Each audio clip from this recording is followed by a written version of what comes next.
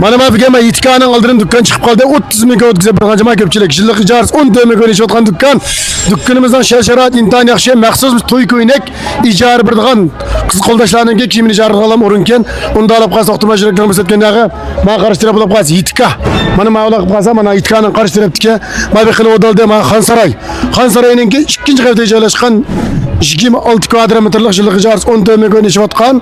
Yana qopam shu 7-oydan 25gacha ijara to'laydi dükkanni 30 mingga pulga bütün eslarlarni qo'shib o'tkazmoqchi.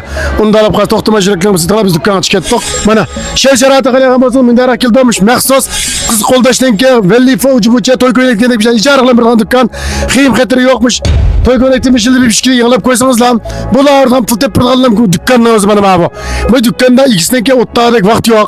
Dükkan bilan kelish kuch olib qilib, shoma dükkanda ikkita yetish bo'lmay, ishlaydigan odam doktordan kelish bo'lmay. Shu sababdan bu dükkanni o'tkazib bermoqchi. Dükkanimiz mana shu Yitkaninki Xonsaroyning ikkinchi qavatida joylashgan dükkan. Ko'rib turganlar man tek chaslam dükkanken kiyim har xil sar qilmish. To'y to'gildi qizchaqli kiyib olgan kiyimdan hammasi mahkamish mayl yangilik olsun. Qo'ldashdan kelmish, yigit qo'ldash, qiz qo'ldashlar ketganlar kiyim sharlamken. Unda olib qolsam dükkanna 7-oydan 25gacha ijara to'laydigan.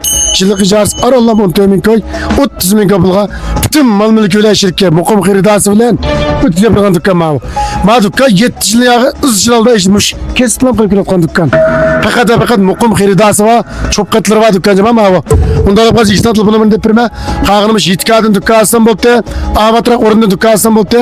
Cho'l jaziri chiqib ko'nammaydim deb qolib qolsanglar. To'xtama yuraklarni besitib, atrofini ko'rib qarindoshlar ko'plab taqdid deb bunda dükkan sog'lom etilib deb berdi. Aloqalashib nomeri 151 0998 39 59. Matlup nomerni yurak bilan saqlab qo'yinglar. Keyin topolmaysizlar. Mana dükkan bilan menda bo'laman 30 ming pulga bilakadim. Buning chiqaqdimi ta'sir dükkan topqolmaydi. Ma dükkan faqat 30 ming olib qoldi. Unda olib qolsa xayr xo'sh.